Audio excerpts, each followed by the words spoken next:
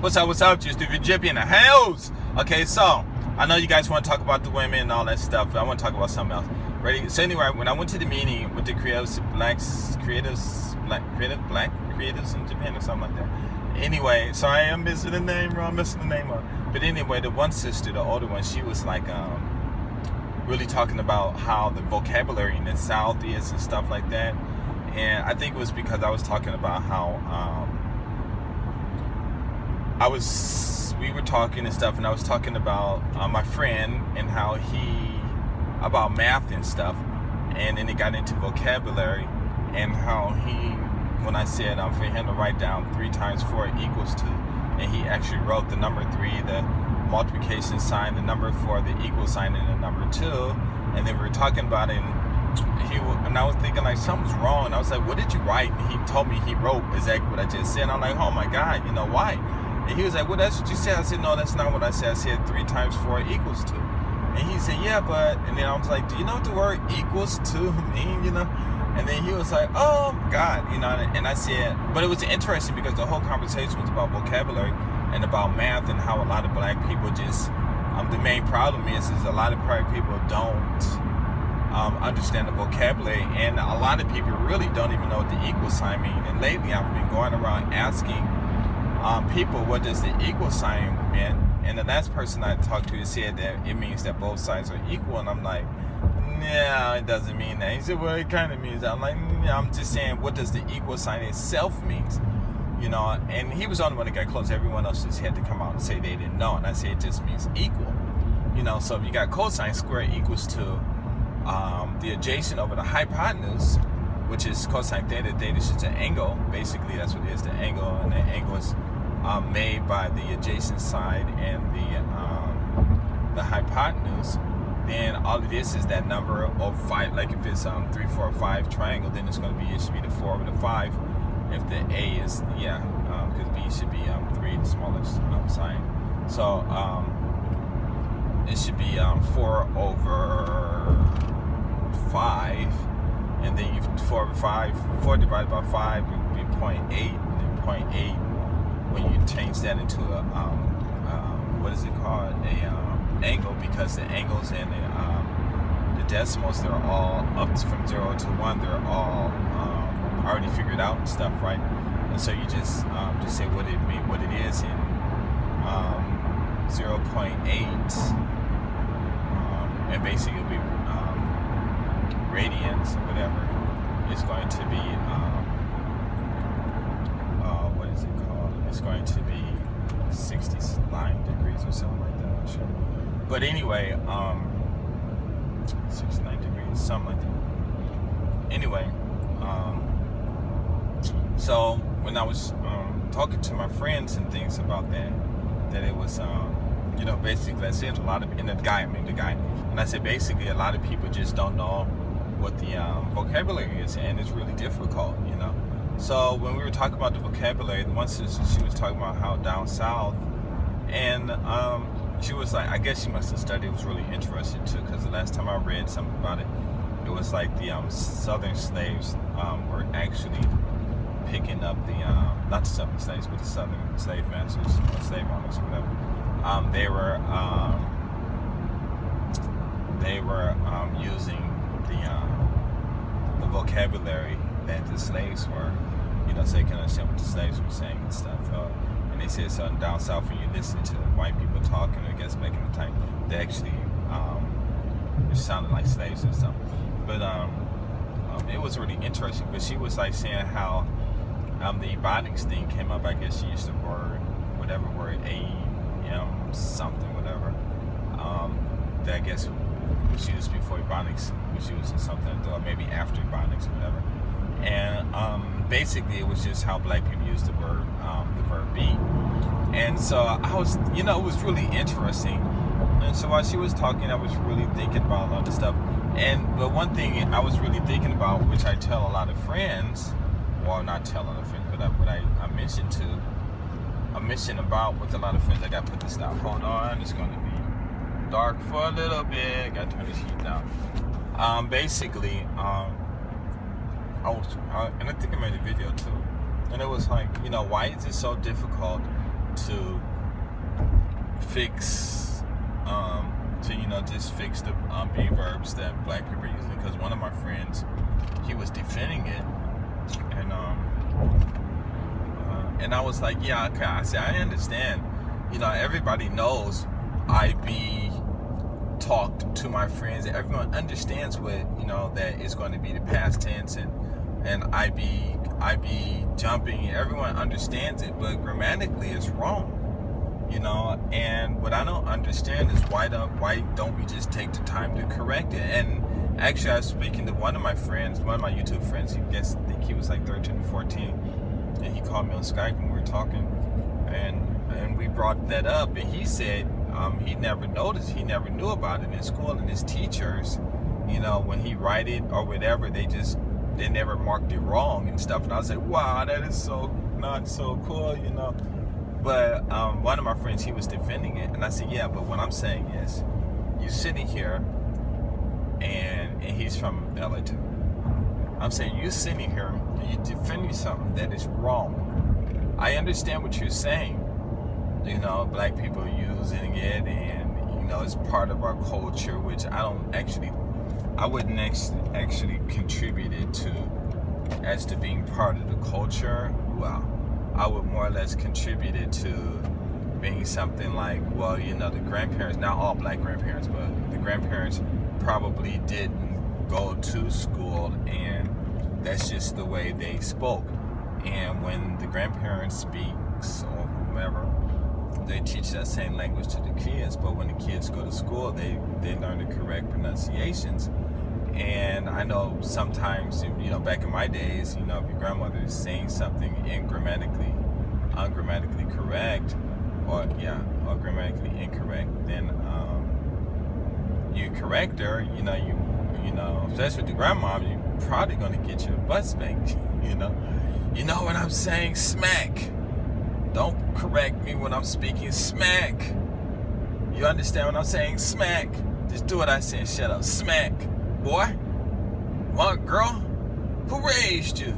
You're not my mom. I'm your mama. Smack, smack, smack, smack. So it was kind of scary to do that. Back in the days, unless you have a grandmother who you really were able to. A mother or a grandmother you were able to really be open with and speak to and stuff.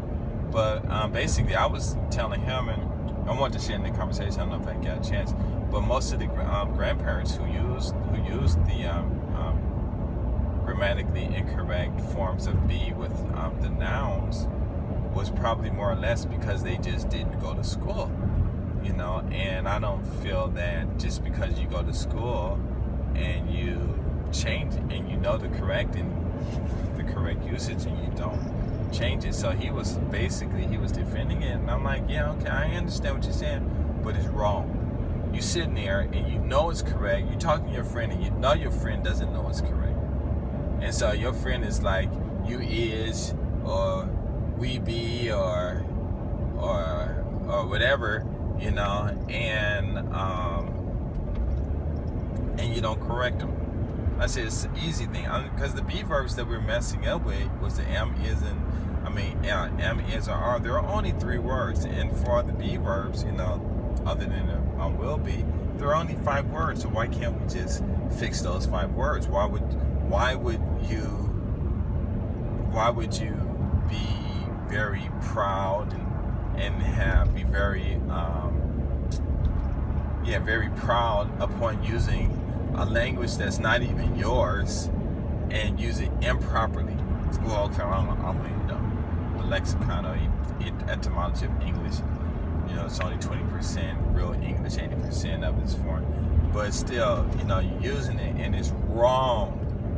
And then you're going to defend its wrong usage, and that's not going to get it. So I don't know if I spoke to them. Yeah, I think I was speaking to them, and I said, what's interesting is, even though people do have a lot of dialects and stuff in the States, when we go to school, they teach us all these different words. And I think someone brought up something about the words and stuff like that. And I think I was talking to Angai Kokobloss about that. And if it wasn't him, I was talking to someone else, but I think it was him.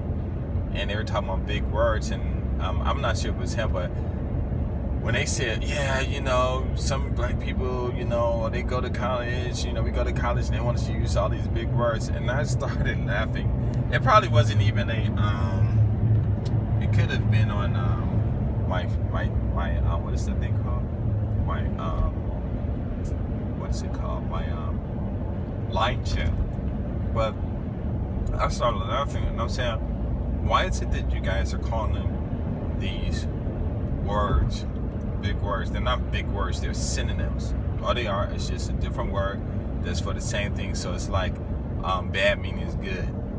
It's just a synonym. Bad, we make up synonym. But I'm just saying, like, big versus enormous. It's just a synonym. It's no such thing as a big word. And I think I said in the conversation with him, I said, if we all of us are black, all of us have different ways that we use English.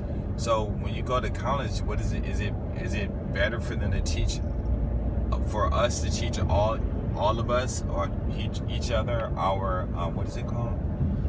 The dialect and what they mean and all the slang? Because I was like, somebody said what's good, and I think that's a back east or something like that, and then I'll say, yeah, if I walk up to you, to one brother, I'll say, if I walk up to you and say, yo, what's cracking?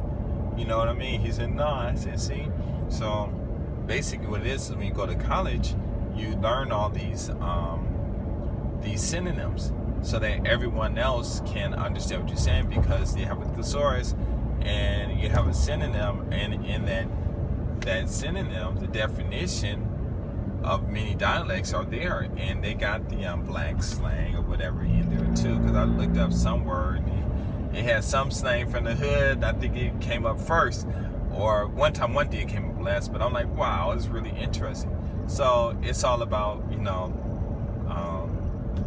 just learning those words. So to use be verbs wrong and then glorify it, I mean, that's, to me, it's like silly. I mean, to me, it's like you're telling the whole world that you can't learn to use the language properly, and if you don't speak the language properly, then when you speak to other people and you're steadily speaking grammatically incorrect, people are just going to get a headache, and they're just not going to want to talk to you. And then if you're using words that you don't even know the meaning to, then how can somebody effectively communicate with you? And so they'll stop, and I told them, I said, that's probably one big reason why blacks and white probably have a lot of problems. And then another thing too, because I think one of the conversations we're talking about how whites have a lot of vocabulary, and I said that's probably because the professional white parents, and they come home and they want to teach their kids a language, and the kids don't want to listen or don't want to learn. So the parents said, well, you know what? If you want to grow up, if you want to be dumb, fine. But I'm not going to let you grow up being dumb and being able, and you blaming me for it. So they started using the professional vocabulary at home, when most black people don't do that. And I think one of the women there was talking about something like that when they go home, and she was like, yeah, black people, they go to work and they use those white words, whatever words she said, or whatever adjective she said. And then yeah, that's another thing too, because like when I was back in the conversation thing too, it was funny because when we were talking about the word emotional, I said, well, you're saying that I'm calling black women that or something. I'm saying that's black women or something, but it's only an adjective. So this is a description. It doesn't mean it's a description. And without saying the what is it called? The noun black women, then it has no connection. But anyway, it was just funny, and then I was saying like, because I remember back when they were trying to say, let's make the books for, in the Ebonics so that the kids can understand, but, it still gets back to the point, it doesn't matter whether you understand it or not, because when you're reading those books, you're not going to, you can teach them and stuff, but they're still going to have to learn the words, regardless. They're still going to have to learn the words, especially when they're reading and then talking to other people and, making business deals and stuff like that. So it was really interesting conversation. They're only fun. And I remember one friend I told that, and I wrote it down. I said was and were am, is, are, and will be. That's it. Other than the present, the continuous form and the past perfect form be been and being and been, respectively. But it was just really interesting conversation, and I was thinking to myself, it's kind of sad, that people know, but they don't want to correct people in areas. But I don't know, it was weird. But anyway, I'm done. I'm getting sleepy too.